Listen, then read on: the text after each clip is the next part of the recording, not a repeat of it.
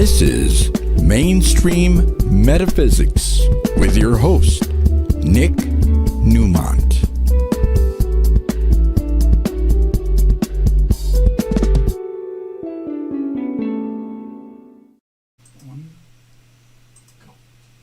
Well, good evening. Welcome to Mainstream Metaphysics. I am Nick Newmont.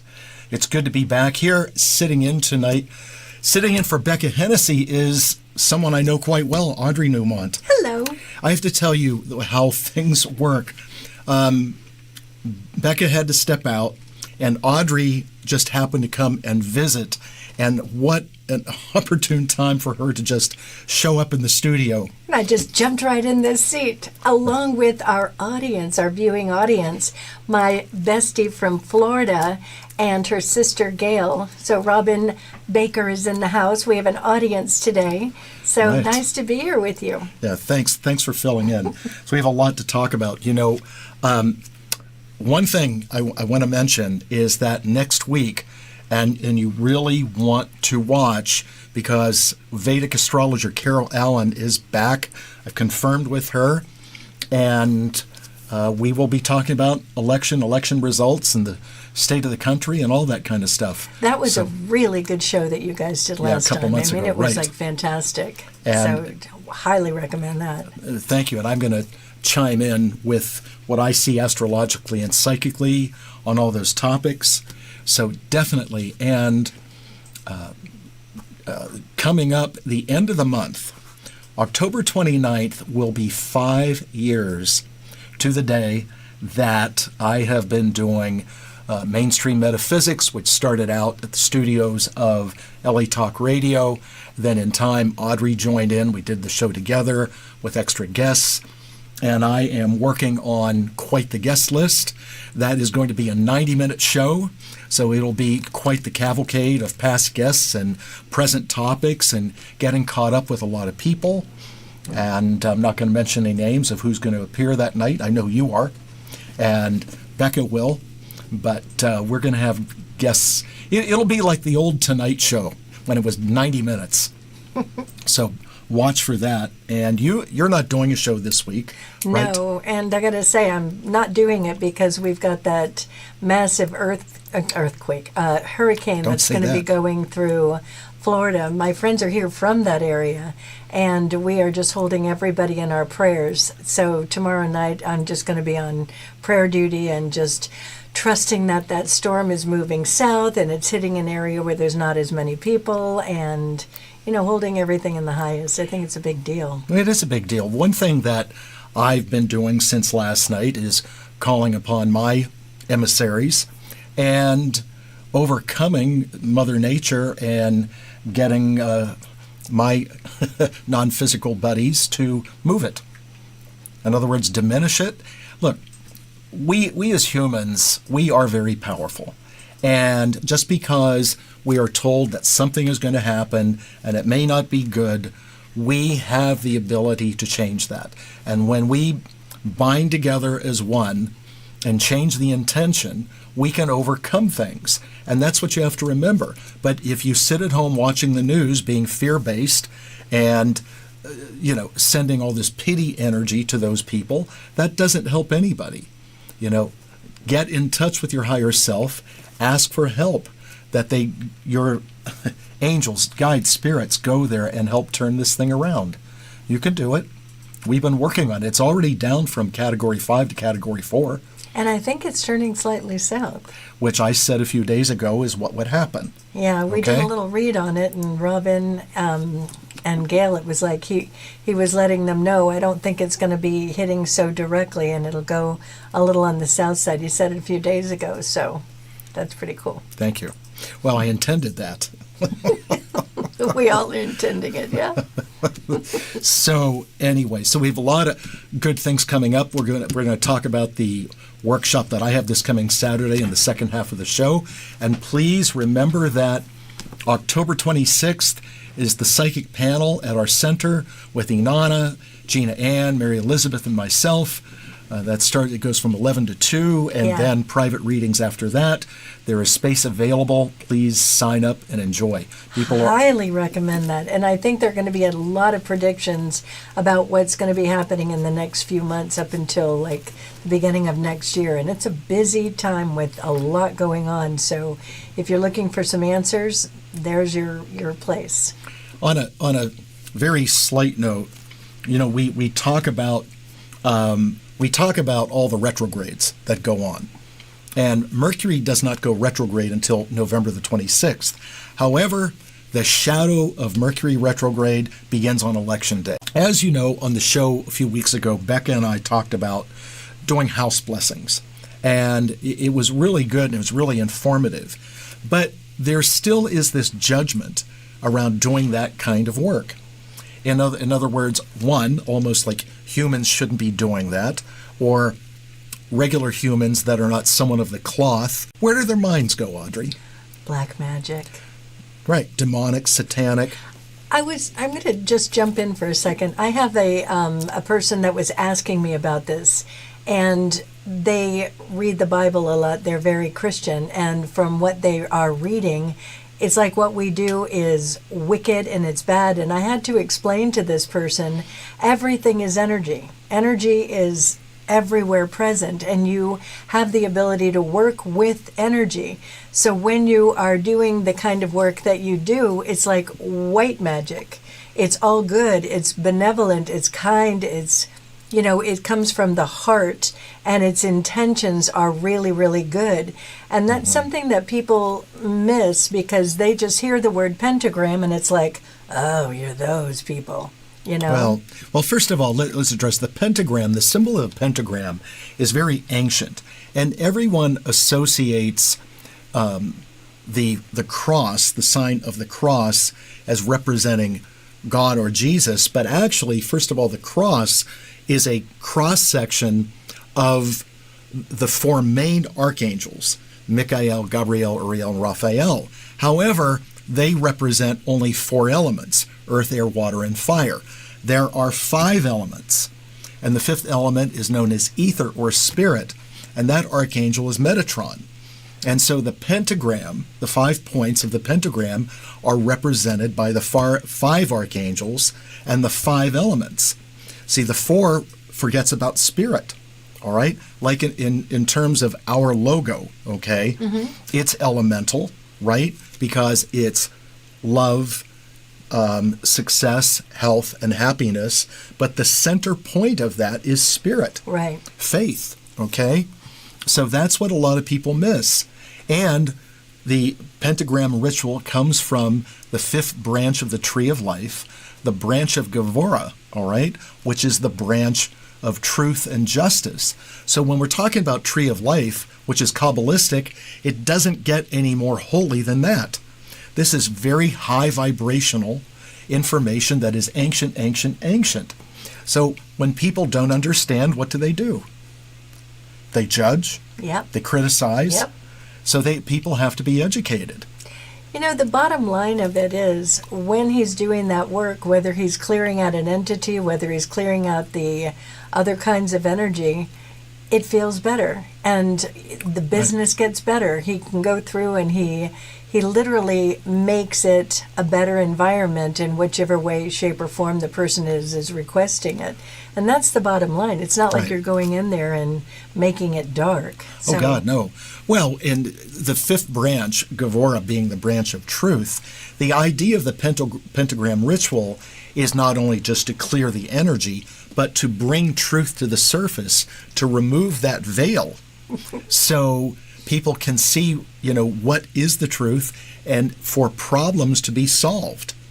And sometimes in the years that he's been doing this, things that come out about truth are, sometimes a little challenging for people, right? Well, yeah, but because I'm doing that, I have to be truthful.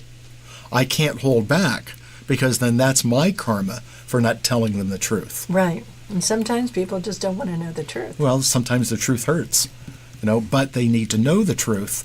For instance, I had something come from, recently I did one of these things, and I said to the homeowner, who is no longer in this homeowner and spouse are not together. And I said that information would come out about the spouse, and that actually a friend of the friend would come forward and reveal all this information. And I got a text today that was true, that a friend ratted out the other spouse. Right. So sometimes the information isn't always fun, but you need to know that. How many times, I mean, you and I in our practice, it's like, if you don't know the truth, if you don't have a clear understanding of exactly what's going on in any given situation, then you don't have the ability to use that information and be more intentional in your life. You know, sometimes people are like, you said something to somebody recently and they were like, ugh, that just ruined my whatever, and they didn't really want to hear the truth at that moment. But in reality, that truth is going to make their life better. So part of it is, I do a lot of businesses, and when I go into a business after hours when employees aren't there, I'm a profiler, and a lot of people hire me to help them hire employees or evaluate current employees. Mm-hmm. And when I evaluated a current employee, saying, this is what I saw with this individual. First of all, the business owner confirmed that they had already noticed these tendencies there. So what I said was, this is not the long-term solution. And I gave reasons why. But now they can use that information. Yes, use it and move forward, or use the information in such a way, if an employee has shortcomings, either try to fix those shortcomings and work with them, or get someone else. Yep. That's how it is. Now, one of the things another misnomer about the pentagram, the concept of the pentagram, is that a lot of people confuse it for some reason with Wiccan practices, okay? And I know a lot of Wiccans, and they do not necessarily employ the pentagram ritual because it is an ancient ritual of its own. Mm-hmm. It is not a Wiccan thing. And the Wiccans have their own things that they do. And notice I say Wiccan, not witch or witchcraft. That's very archaic and very Salem's Lot. You know, Hollywood has a field day with that kind of stuff. The Wiccans take exception to that because they're earth people. They use herbs and things like that to make good magic. But it is it's not the same thing. Right. Okay? Now, I realize in the tarot that the devil card has an upside down pentagram. Now, the reason for that is that card represents, with the point down, man's temptation into earthly things, instead of it being up, going more towards spirit. Mm-hmm. That's all that means. Okay. It's a lot about symbolism. Well, symbolism is huge, and I have books on symbology that I've read. So it's fascinating where all these things come from. Exactly. Like, for instance, just the square, the cube, that's the symbol for Earth. I didn't know that. Yeah. Huh. Yeah. All this stuff, see? You come to my office and look at my library sometime. You'll see some fascinating books I have in there. I don't make this stuff up. Right, Ed? Yes, sir. Yeah, there we go. That's Ed Hunt back there behind all the equipment, taking good care of us. And we are here in the studios of Conejo Valley Talk Radio and the Newmont Consciousness Network. You get Newmont Squared this evening. Once again, Audrey's filling in for Becca Hennessy. So, anything else you want to talk about in the pentagram ritual? You know, because there's more that I have. He has come home so many times with stories about that, and we've done, some jobs together, and it is really interesting to do that work as the practitioner. What?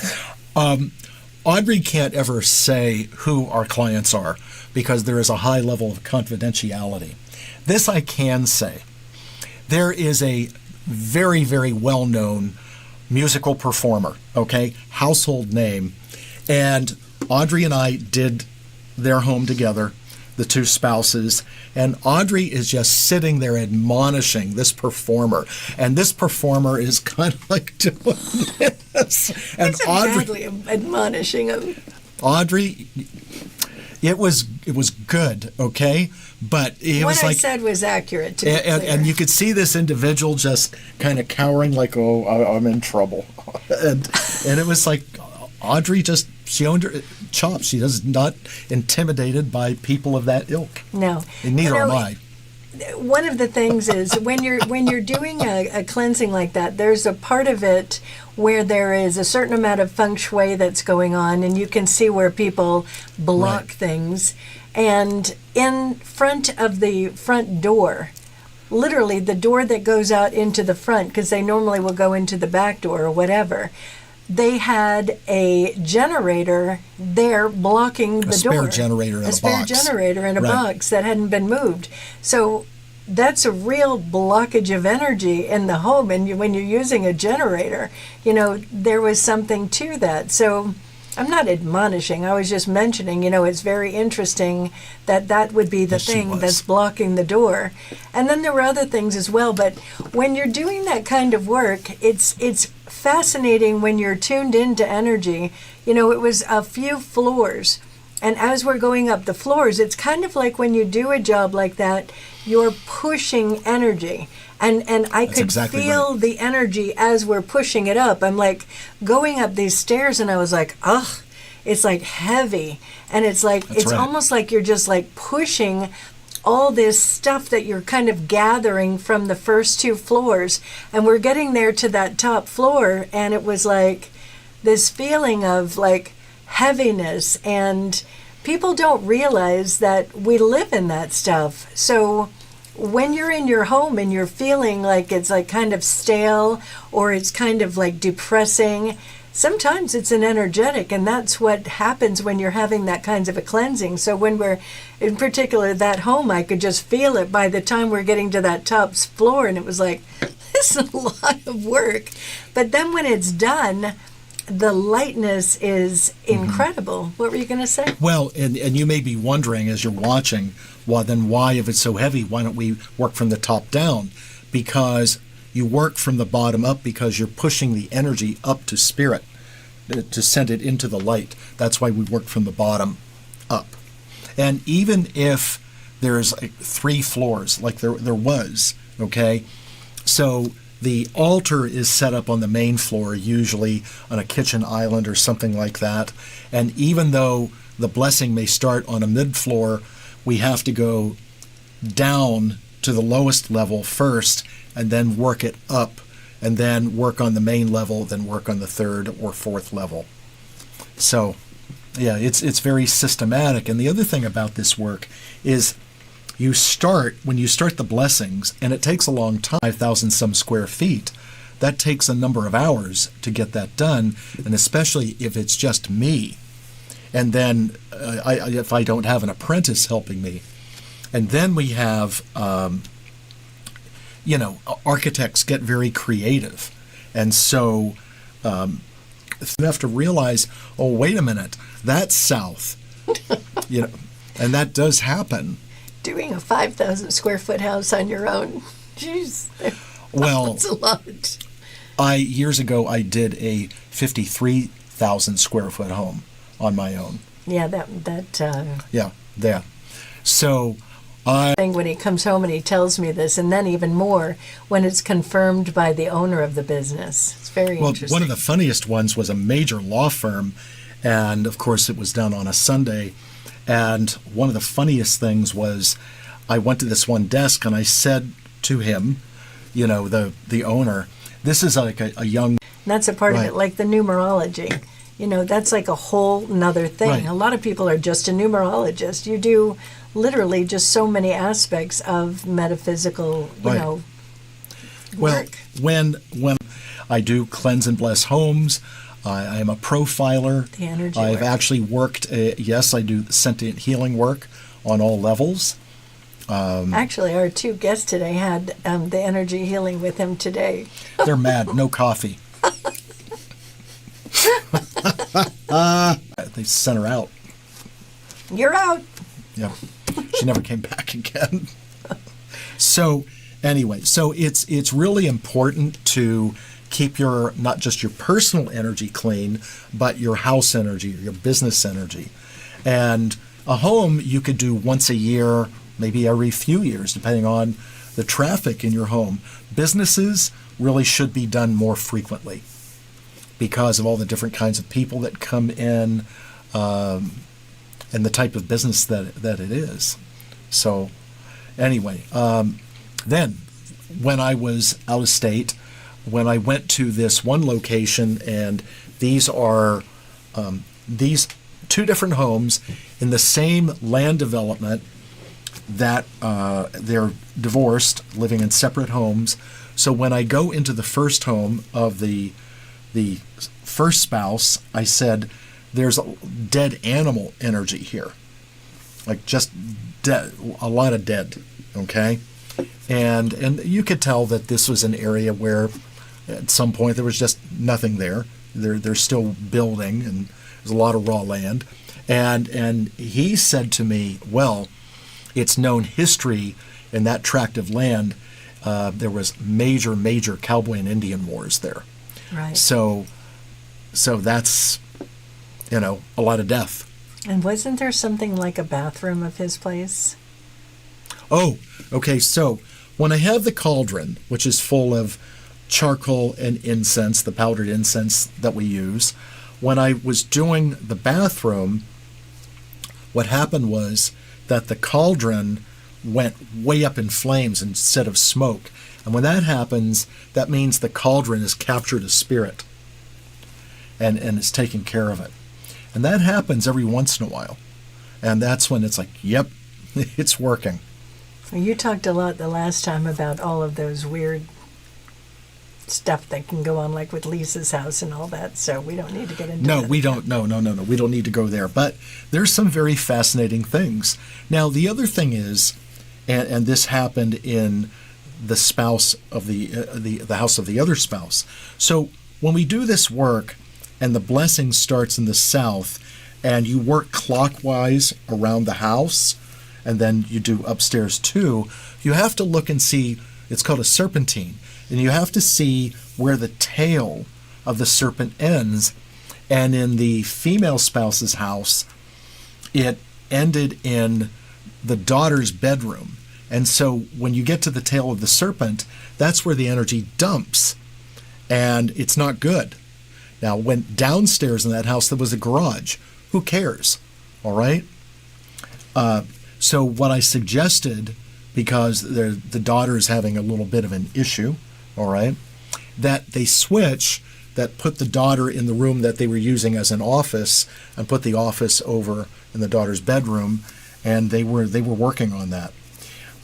Now, what's really good is that when I recommend making an adjustment, sometimes in houses that are 4 or 5 bedroom houses, a lot of times someone does convert one of the bedrooms to an office, but it's the energy. Some rooms are meant to be an office, some rooms are meant to be a bedroom, and I'll tell them, flip-flop. This is not set up right. Now, if you bring a feng shui expert in and they lay a Bagua map over the diagram of the house, they'll also look at that too and say, yes, this should be. Mm-hmm. And then the house is supposed to be, or the business is supposed to be elementally balanced. Like in that place, because it's hot there, they had a lot of fire, air, earth, but no water. So what do I recommend to people? More water? Yeah, fountain. Mm-hmm. Get fountains in the house so we balance out the elements. And if the water represents emotion, so if emotions are a problem, that means the water is the problem, and that you want things to flow. So there's a lot of recommendations. I always joke with people, I go, I know it's easy for me to spend your money, but I highly recommend that you do this. And you know what? Most of the time they do. Now, when people don't make the adjustments that I suggest, then the problem comes back. All right? And sometimes clients with their personal energy work, they do that too. Did you do this? No. It's like, well, what are you waiting for? I can't do that for them. Right. So anyway. With this stuff with the house, we have our own home that we literally take that, and we've got the fountains at our house. We've got the live plants. We've got the different things working to keep that energy balanced. Makes a big difference. So if he's making a suggestion, it's for your own benefit. Absolutely. Because if you're paying me that kind of money to do that kind of work, then you do the follow-up. Because then they have to, the candles are the tall 5-day candles with the clear cylinders. Then they have to take a picture of the cylinder when it's finished so I can look at it and see just what's there. How well it burned. Is there too much residue in there? So I can make recommendations back, because some of those people are working on getting fountains. Some of them ordered crystals from me, and I've already shipped them. So, you want it to be better. And by the way, you can maintain it. If you do the right things and do the things that I suggest, you may not have to have me come back and do that for a long, long time. So it's in your best interest to maintain your energetic flow, right? Anyway, have we said enough about I think so. all that? I think we're on to this. All right. So this coming Saturday at the center from 10 to 5, I'm teaching numerology, and it's an all-day event. It's a lot of fun. You don't need to be psychic to do numerology. Here's this came out in 2003, and there's an extra topic I'm going to add in. So if you've taken numerology before, there's some things I'm going to bring to the table, as it were, about numerology. And I know there's Ed back there laughing. I know, very punny. I'm going to talk about a concept that has to do with compatibility, because people always want to know about compatibility. Will this work? Will that work? So what we have, and in a moment I think the overhead camera is going to go on. There we go. So this is what's called bonding numbers, all right? Now, most of the time when we do compatibility, we look at, the two personality types. And by the way, this is Audrey's birth path number, and this is my birth path number. So what we would do in compatibility is add 5 and 5, which equals 10, and 10 is a 1. So when you have two 5s, you have two people that are very changeable, adaptable, like their independence and freedom, all right? But you would think that, then how do two people like that survive together? Well, because they add up to 1, all these different, and 5 is symbolized, by the way, by the pentagram, okay? It's the number of magic. So 5 and 5 create a 1, which is unification. So all the independence and freedom add up to create a common goal and a common interest.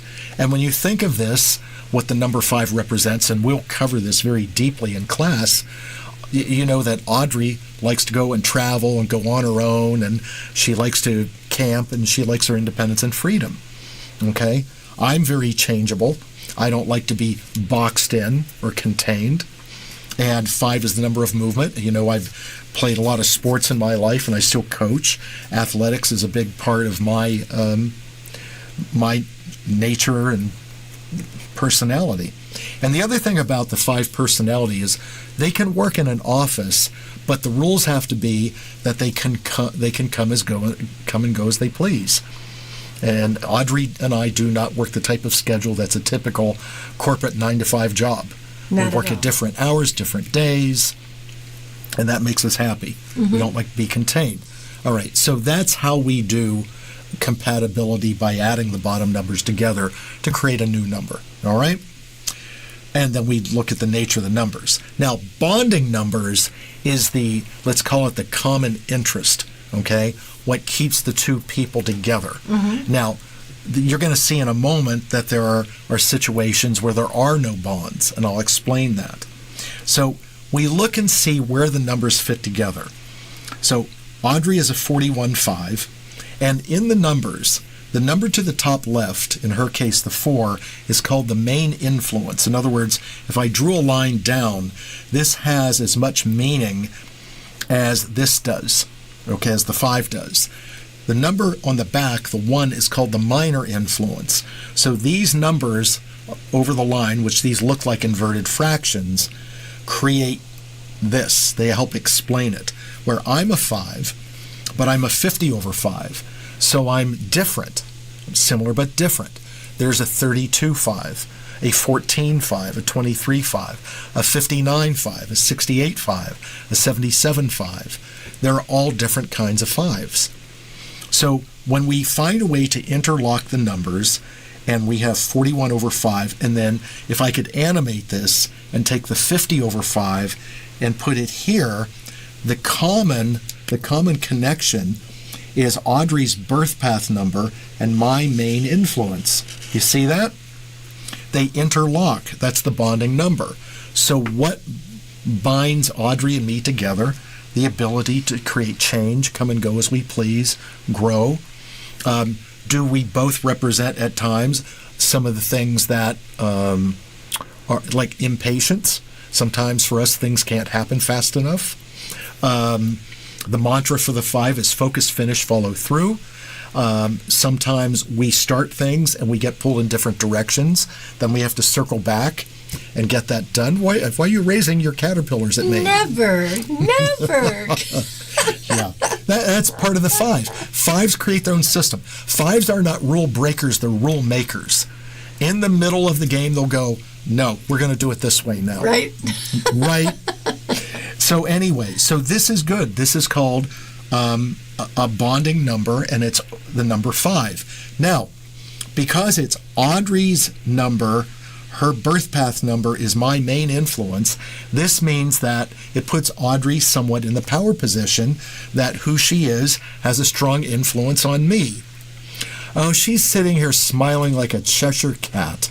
Oh, my God. Yeah, she's just eating that up. But that's how the numbers play out. Now, here's another sample, okay? This is no bonds. So we have a 42/6 and a 27/9.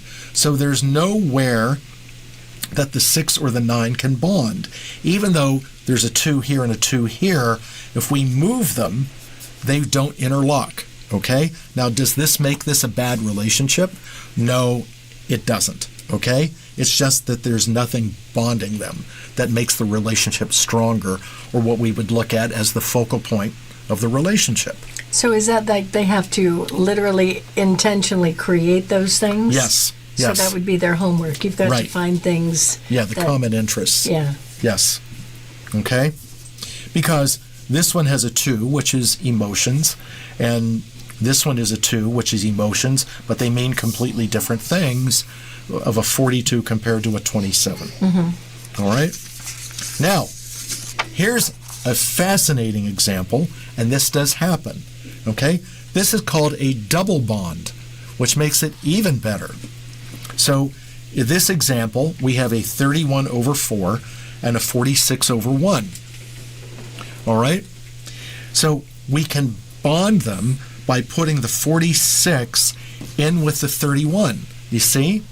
31/4, 46/1 slides over. So, the common bond here is work, structure in their life, analyzations. Everything has got to make sense. It's all got to be balanced. In this case, the person who is the 31 is more of an influence on this person. But wait a minute, it doesn't end there. We have the 46/1 and the 31/4 slides over. So the common bond is the 1. Do you see that? Mm-hmm. So we have a double bond between two people, which means that their work or their structure in their life, is their bond. These two could work together very well. And the 1 is the ability to initiate and stay individualistic, inventive, innovative, imaginative. Mm-hmm. So this makes the relationship even better, okay? So that's called a double bond. And this is not in my book, by the way.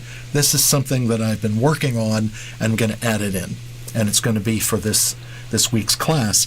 People love to work on compatibility and stuff like this. They really do. Right. It's a big deal. They are always coming to you to do the numerology, the astrology. Is this a good partner for me before I get invested? Right. Please tell me, is this going to be something that will work? All the time. Hey, in the years of doing all this, and through my history, the higher percentage of my clients have been women. I've actually looked at single women and looked at everything and said, run now. And then they don't. Some don't and some do. You've had people that don't, and then they get into all kinds of mischief. Well, what Merlin likes to say is, you humans like to find out how bad it can be. He has said that many times. And it's true.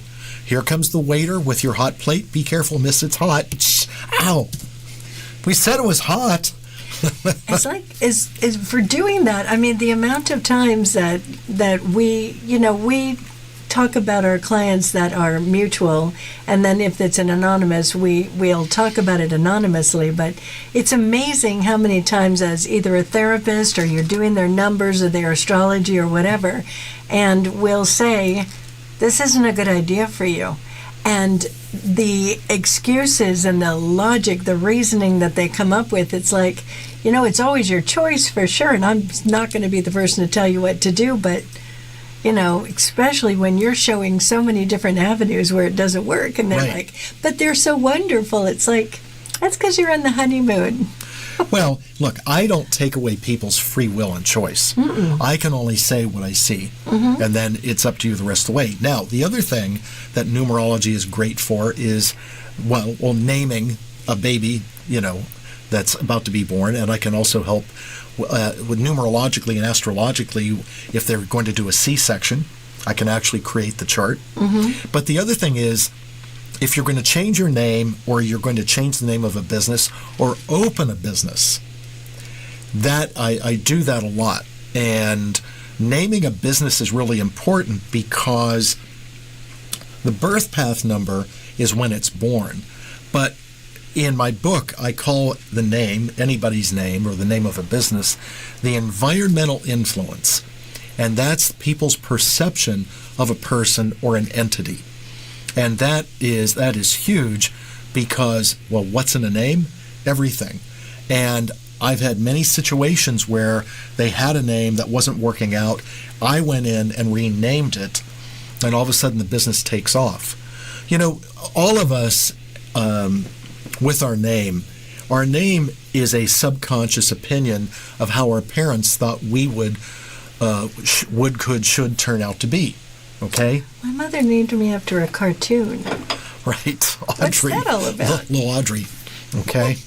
So what happens is that 90% of the time, the number of the name does not match the birth path number, which means that people, parents, teachers, bosses, friends are feeding back to us the wrong information. Now, when our daughters Serena and Milena were born, we configured the names to perfectly match their birth path numbers. And it doesn't make their whole existence perfect, but at least people feed back to them, who they are. Can I just say something? You just did. I'm going to say something else. Along with picking out the names, as a parent you pick out names. We were just talking about it the other day when Serena was born. When I was first pregnant with her, he had a dream, and he woke up in the morning. He said, Audrey, our daughter, we didn't know if it was a girl or boy, came to me in this dream, and you tell them what she said. Well, first of all, in the dream, she would have been in her mid to late teens, okay? And I saw her in a curved booth in a restaurant, kind of bebopping with some other girls, contemporaries.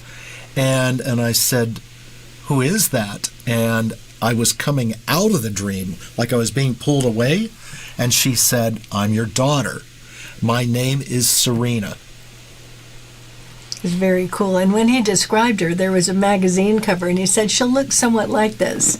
Now, this is well before she was much of anything, and that's exactly how she looked as a teenager. And then we have another one that's blonde-haired, blue-eyed. So, it was very definite. Now, in naming Serena, okay, and this is the magic of all this, is that the archangel, which has a lot to do with how you and I have come together, is the archangel Ariel, A-U-R-I-E-L. She's the female version of Uriel, which means Lion of God, or in her case, Lioness of God. And the archangel Ariel, who has been around forever, eternity, what you're going to find very fascinating is that the Little Mermaid, Ariel, okay, looks like Ariel. The flaming red hair and all that. And by the way, Walt Disney was way into all this. It wasn't just about creating Disneyland and all that. Walt was very mystical himself and was way deep into ritual and all this. A lot of people don't realize that. But that was Walt. He really was all that. And so the numerology of Serena, S-E-R-E-N-A, Ariel, A-U-R-I-E-L, and then Newmont perfectly matched her birth path number the day she was born. She's 4-3/7. Now here's the funny thing. As she said, my name is Serena. When Serena was born and they gave her to Audrey, a lot of kids are screaming and crying. Serena went, she was serene. So we do get some help from above. Now, and by the way, all three of our daughters, Isla is a 52-7, Serena is a 43-7, and Milena is a 34-7. But we needed some help to get Milena's name to come out right, because we had all these choices. We knew we wanted to name her Milena, from the movie starring Monica Bellucci way back when, a scorned Italian woman. And there's a lot of different spellings for Milena. M-E-L-E-N-A, M-A-L-E-N-A, M-E-L-E-I-N-A. I mean, there's a lot of different ways to spell that. And they all mean something in different cultures. A lot of it is not much. It's like a woman from Migdalia. Right. But her name, M-A-L-A-N-A, is Hawaiian. It means light. Which we didn't figure out until after she was born. So when we had all these middle names picked and all these combinations, beginning with July 23rd, Audrey goes into labor on July 22nd. Well, we hadn't done any work on July 22nd. Now I'm going, oh, geez, what are we going to do here? So Audrey sent me running errands because we were going to go to the hospital that evening, and I pull up at a stop sign behind a pickup truck, and on the license plate is the Italian name Gianna, G-I-A-N-N-A. And I'm going, they're telling me, they're showing me what I need to see. So I run home and I do Milena, Gianna, and it doesn't work. I was like, oh. So I took one of the N's out and it worked. So her middle name Gianna is G-I-A-N-A. So the angels didn't get the spelling right, but they don't know how to spell. But we definitely got that numerology right, for sure. We got it right, yes, exactly. But for me, I'm a 5 personality, but my 8 name is an 8, which means people want to do business with me, which I appreciate. But when I was in corporate jobs, I would walk in somewhere, oh, we can tell you're management. I'm like, I don't want to be management. I just want my freedom. I just want to do my job and come and go. So the only solution for me is as it's on the birth certificate. If you're married now, don't want your married name, because that's not your profile. That's not your soul imprint. It has to be first, middle, and what you were born with. That's how we do it, because that creates your profile, which is who you are, how people see you. The vowels in the letters of your name are your early desires, okay, who you think you are, and then the consonants create how you develop between 35 and 40. more of the latent desires. We even come up with called a Dharma number, which helps identify your purpose. And if there are missing numbers, then those are karmic lessons. So the whole numerological profile is very complex. And the cool thing about numerology is... Do we want to talk about those missing numbers a little bit? Yes, karmic lessons. Is that you don't need to know the time of birth when you're doing numerology or where the person is born. And by the way, there are people by birth, not from religious add-ons, that have more than one middle name. In some cultures, they take a middle name and then the mother's maiden name is brought in too. Okay? Then there are some people that do not have a middle name by birth. And by the way, added on baptismal names, confirmation names, those do not count. And if you are doing the name of a business or a person's name, the add-ons or titles like junior or senior are not part of the numerology. Okay? Or esquire or a title or anything like that. That is not part of it. It's simply the name. Okay? Can I? Go ahead. So when he's doing a profile of somebody's numerology, when he says if there's numbers that you're missing, each number represents something. So when you're doing this, you're learning what each of those numbers represents. So when he's doing my numerology when we first met, I'm missing in all of my numbers the number 8. And the number 8 is all about numbers. And I am not a numbers person at all. Like... at all. That's why I was making that face. So it also gives you that bit of information. Like I used to be horrible at algebra and math and all that stuff. So it helped me to understand it's just not how I work. It's not how my brain rolls. And it's okay. But, you know, some other numbers, it's like sometimes people with that independence, it's like, why am I so independent? Or why am I so having to always be in a relationship or whatever that looks like? Sure. It's really helpful for all of that. Very much so. And if there are missing numbers, those are karmic lessons. Mm-hmm. And I've read for people that, because there's only 9 basic numbers, 1 through 9, and I've read for people, believe it or not, that have had 5 missing numbers because of the concentrations of certain numbers. Wow. If you have a 10 over 1 and a 12 over 3 and a 31 or a 30 over 3 and you don't have a bunch of numbers in there, then those are lessons that have to be learned. Now, when we talk about karmic lessons, I'd like to think that when a person gets into their 40s or so, that they've lived enough life and have acquired enough wisdom that they can look at their life. Otherwise, karmic lessons keep recurring over and over again. And a karmic lesson isn't designed to haunt you for your entire life. Once you have a karmic lesson that you learn, you go from the lack of whatever that is, money, relationship, whatever, and it flips over to having that. So karmic lessons are not exercises in futility.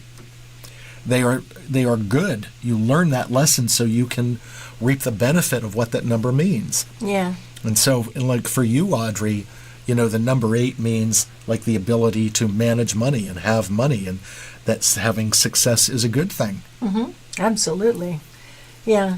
You know, it's like whether you're using numerology or you're using the astrology or any of the other things, none of us came in with 100% of everything that we need.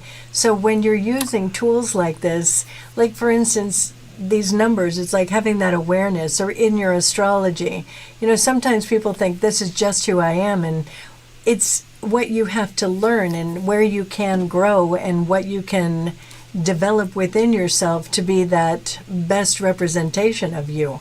And Right. I think that using all of these tools is so helpful. Sure, they're just different types of media, you know, to help people understand themselves on a deeper level.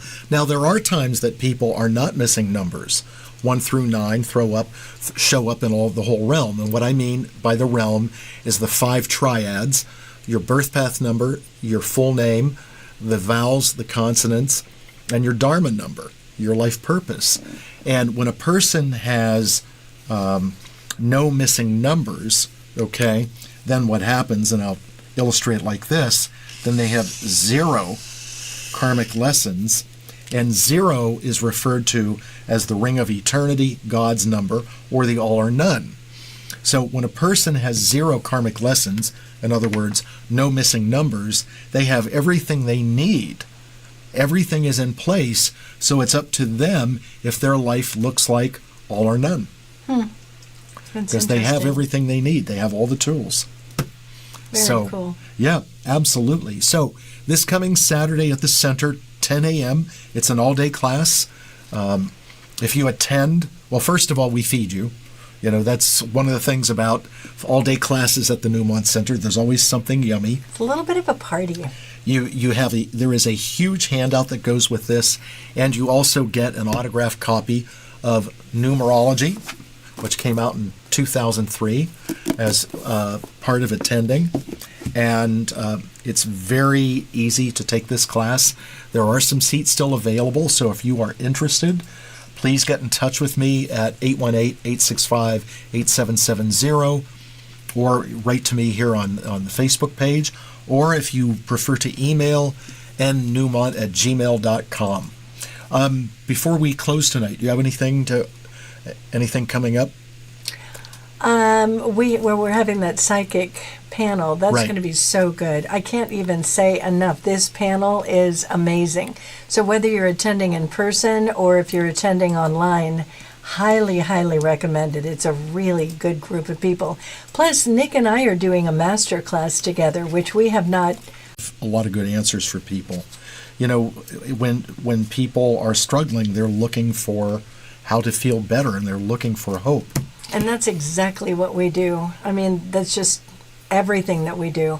And to finish off the show, I would like to bring up again, hold in your prayers what's going on right now with that hurricane that's Harvest is the first to come out in the fall season. Then as we get into November, we get into cranberry woods. And then as we get past Thanksgiving into December, then all the yummy candles start to come out. Yeah. So yes, it is harvest season. So harvest candles are available. So thank you for being here by accident. Jumping in. And filling in for Becca. I really appreciate that. My pleasure. And please tune in next week. Carol Allen, Vedic astrologer, longtime friend, is going to be back.